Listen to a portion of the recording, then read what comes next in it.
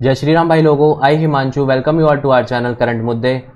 तो आज की वीडियो में हम कुछ बेस्ट ऑफ पीवाईक्यूज देखेंगे।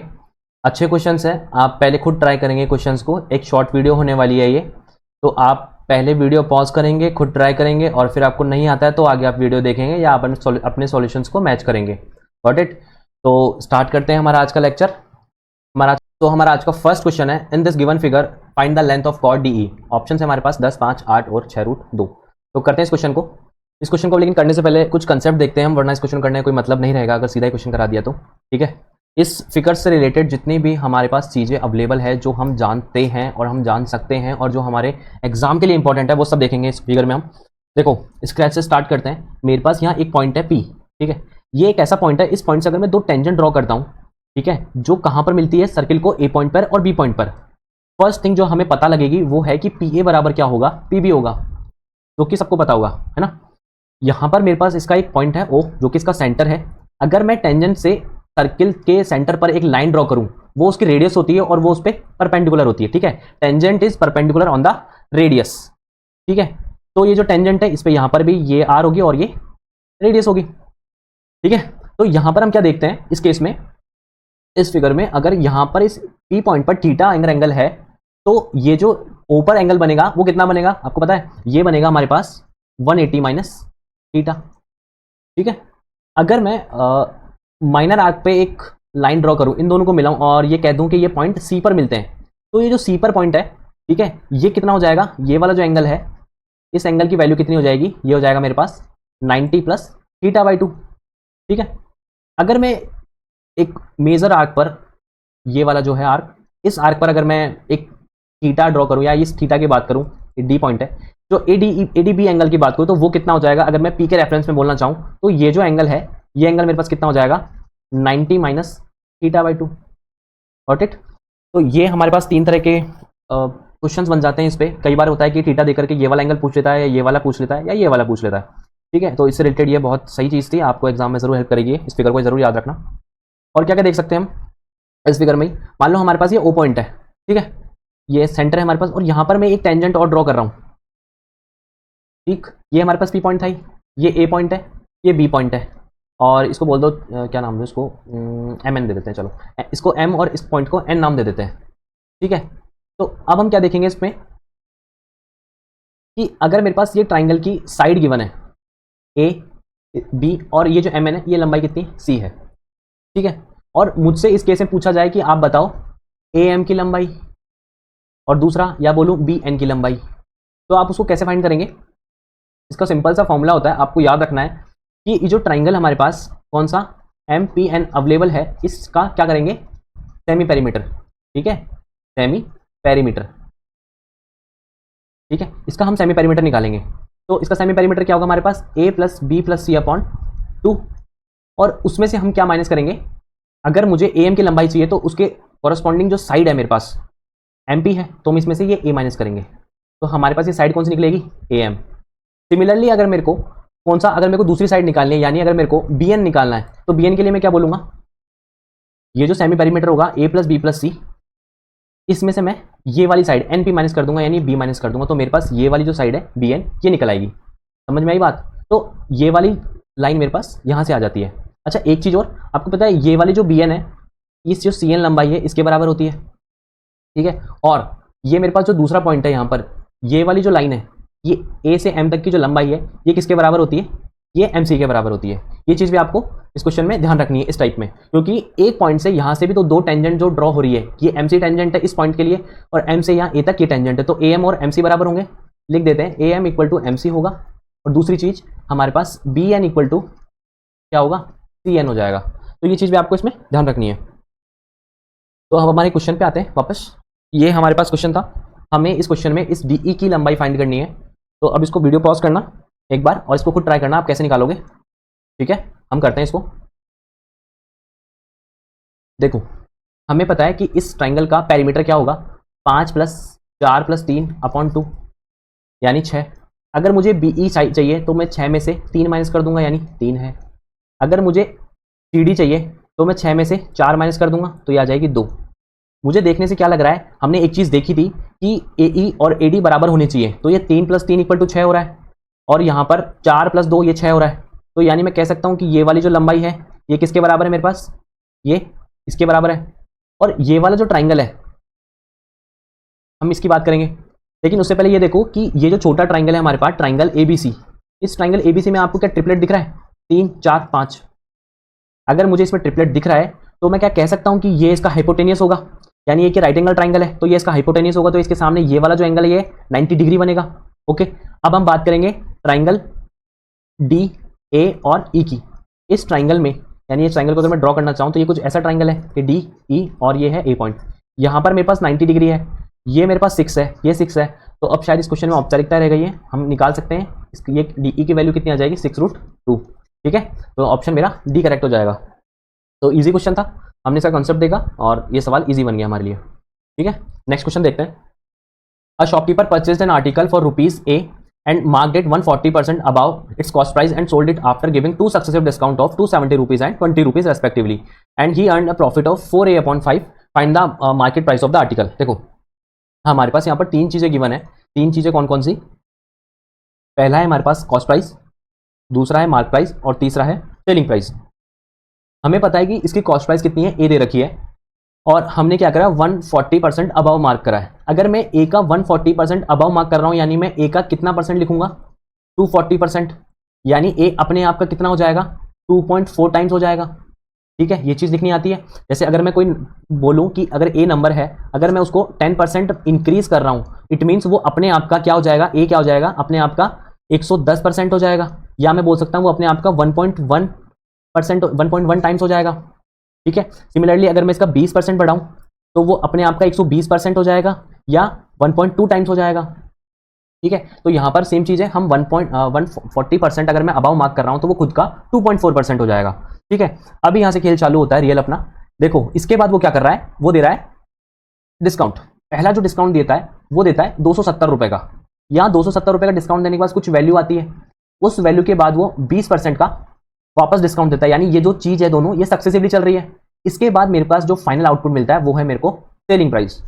यहाँ जो सेलिंग प्राइस है उसके लिए एक हिंट दिया हुआ है हमारे पास कि उसका जो प्रॉफिट है वो 4A/5 है और हमें कॉस्ट प्राइस दे रखी है। तो हमें पता है कि कॉस्ट प्राइस अगर प्रॉफिट जोड़ूंगा तो वो सेलिंग प्राइस दे देगा।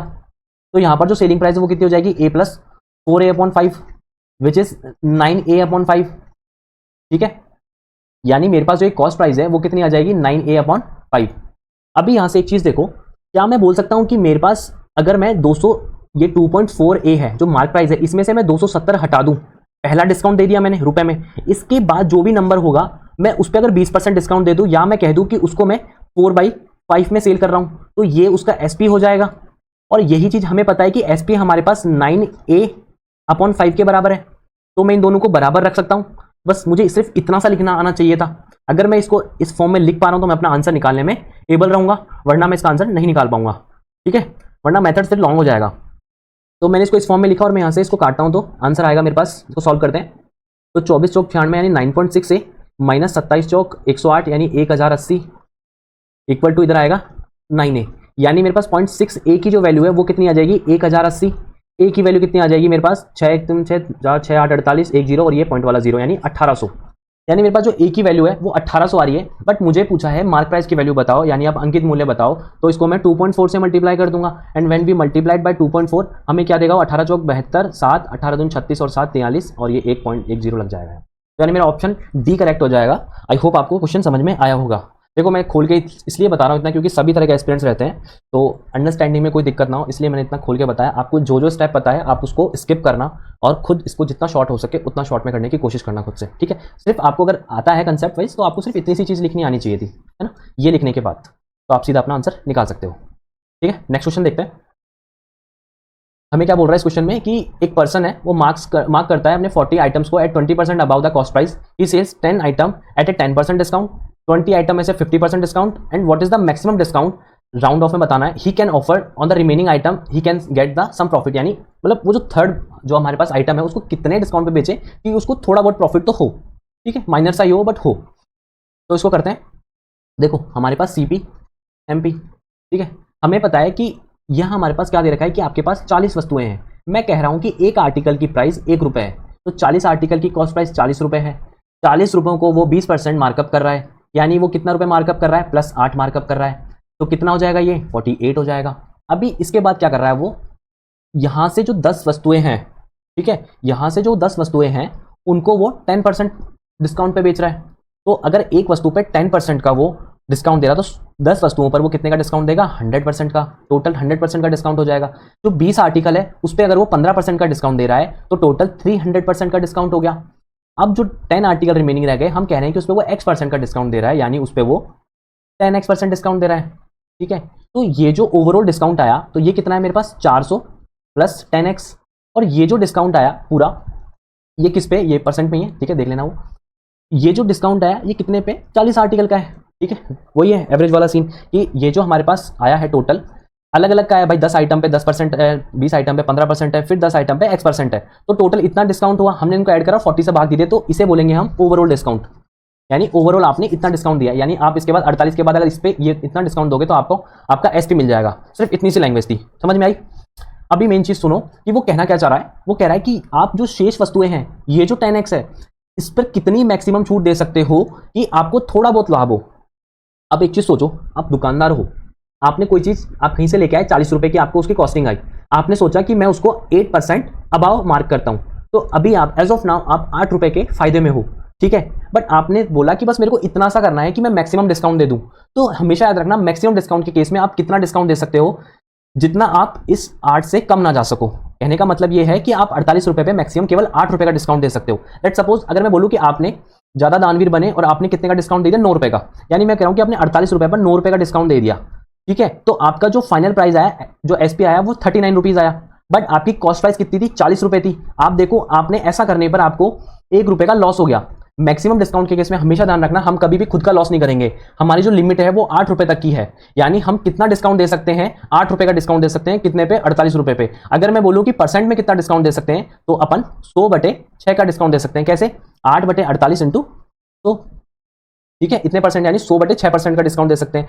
तो ये जो ओवरऑल डिस्काउंट है, क्या ये 100/6 के बराबर हो जाएगा अपने आप, क्योंकि यही मैक्सिमम डिस्काउंट है और हमें पता है कि जो हमने डिस्काउंट दिया है वो ये है और मैक्सिमम डिस्काउंट ये है, ठीक है। तो नियर अबाउट हमारा आंसर आएगा, हम मार्क कर देंगे हमारा आंसर कि हम इतना मैक्सिमम डिस्काउंट दे सकते हैं। इसको सॉल्व करते हैं, तो इस 0 से तो ये वाली दोनों 0 कटी जाएंगी, ठीक है। सॉल्व करेंगे तो ये कितना आ जाएगा, 240 प्लस ये आ जाएगा 6x, इधर आ जाएगा मेरे पास 400। तो ये 6x बराबर मेरे पास कितना आ जाएगा, 160, x बराबर आ जाएगा मेरे पास 160/6, जो कि मेरे को कितना देगा, 26.xx%, ठीक है। तो जब हमें इतना दे रहा है ये, तो हम मैक्सिमम कितना डिस्काउंट दे सकते हैं, नियर इंटीजर तक 26% का डिस्काउंट दे सकते हैं, ताकि हमें ना प्रॉफिट हो, ना लॉस हो, या फिर कुछ माइनर सा लाभ हो। तो हमारा आंसर कौन सा करेक्ट हो जाएगा, ऑप्शन नंबर बी करेक्ट हो जाएगा हमारा, ठीक है। नेक्स्ट क्वेश्चन देखते हैं। ये ICAR का क्वेश्चन है और ये जो हमने क्वेश्चन करा है ये शायद MTS का आया हुआ क्वेश्चन है, तो काफी अच्छा क्वेश्चन था, ठीक है। अगर आपको और ऐसे क्वेश्चंस देखने हैं तो मैंने प्रॉफिट एंड लॉस की जो प्लेलिस्ट है वो अपलोड कर रखी है, अलग से बनाई हुई है, आप उसको देख सकते हो। उसमें ऐसे काफी सारे क्वेश्चन है, बहुत अच्छे से एक्सप्लेन करे गए, तो आपको ऐसे टाइप में दिक्कत नहीं आएगी। Got it. तो नेक्स्ट क्वेश्चन करते हैं, ये वाला ICAR असिस्टेंट का। देखो, the cost price of a computer is 4500 less than the cost price of A TV. The TV is sold at a profit of 10% and computer is sold for 24,500 rupees. If there is a profit of 20% in the whole transaction, then what is the selling price of TV? हमारे पास दो चीजें, एक तो है TV और एक है computer. हमें बोल रहा है कि जो कंप्यूटर की कॉस्ट प्राइस है वो 4,500 रुपए कम है टीवी से, तो हम टीवी की लेट कर लेते हैं। हमें पता है कि टीवी जो है 10% प्रॉफिट पे सेल हो रहा है इंडिविजुअली, तो मैं कह रहा हूं कि अगर टीवी की कॉस्ट प्राइस 10x है तो वो सेल कितने पे होगा, 11x पे। यहां सीपी लिखूंगा मैं सबके, यहां मैं लिखूंगा एसपी। तो टीवी जो है 10% प्रॉफिट पे सेल हुआ 11x पे, कंप्यूटर की जो कॉस्ट प्राइस है वो इससे 4,500 रुपए कम है। चलो भाई 4,500 इससे 10x से कम कर दिया। हमें पता है कि जो कंप्यूटर है वो 24,500 का बिक रहा है, तो कंप्यूटर की जो कॉस्ट प्राइस है उससे कितना हमें दिया नहीं है, लेकिन हमें सेलिंग प्राइस पता है, तो कितनी है, 24,500 रुपए। अभी एक चीज सोचो, हमें बोल रहा है कि 20% का कंप्लीट प्रॉफिट हो रहा है। देखो हमारे पास जो सीपी का टोटल है, सीपी का टोटल टीवी और कंप्यूटर का मिला के अगर मैं उसका 6/5 कर दूं तो मेरे पास सेलिंग प्राइस का टोटल आ जाएगा, और मेरे पास जो कॉस्ट प्राइस का टोटल है वो कितना है, 10x plus 10x, 20x minus 4,500, तो 20x माइनस 4,500। इसका अगर मैं 6/5 कर दूं यानी 20% अप करके मैं इसको सेल कर दूं तो इसका सेलिंग प्राइस आ जाएगा। तो सेलिंग प्राइस कितना हो जाएगा, 11x प्लस 24,500, ठीक है। तो जब मैं इसको सॉल्व करता हूं तो मेरे पास इसका आंसर आएगा, इसको सॉल्व करते हैं, 5 से इसको काटते हैं तो आएगा 4x माइनस ये आ जाएगा 900, इसको 6 से मल्टीप्लाई कर देंगे, इधर ये लिखा हुआ है, तो ये आ जाएगा 6 चौक 24x माइनस 9 छकी 5400, इधर ही आ जाएगा 11x प्लस 24,500। अब ये कितना आ गया मेरे पास 13x, और ये कितना है मेरे पास 24,500 में अगर 5,400 जोड़ेंगे तो ये हो जाएगा 29,000, ये हो जाएगा 29 और 900। ठीक है, तो x की वैल्यू मेरे पास यहाँ से कितनी आ जाएगी 13 दूनी 26 और 3 13 39। तो मेरे पास जो x की वैल्यू है वो कितनी आ जाएगी 2300। लेकिन मुझे पूछा है कि टीवी का जो है सेलिंग प्राइस बताओ, तो टीवी का सेलिंग प्राइस 11x है, तो 11 से मल्टीप्लाई कर देता हूँ, तो 11 से मल्टीप्लाई कर दूंगा, तो 11 से मल्टीप्लाई करने में क्या आएगा 0 0 और ये 2 5 और 3। तो आई होप आपको सेशन पसंद आया होगा। इस सेशन में हमारे पास इतने ही क्वेश्चंस थे। वीडियो अच्छी लगे तो लाइक कर देना, चैनल को सब्सक्राइब कर देना। अगर वीडियो में कुछ पसंद आया तो कमेंट करके ज़रूर बताना। कुछ क्वेरी हो तो आप कमेंट करके अपना डाउट पूछ सकते हैं, आई ट्राई कि मैं रिप्लाई करूँ सबका। ओके, तो मिलते हैं किसी नेक्स्ट लेक्चर में, तब तक के लिए साइनिंग ऑफ, बाय बाय।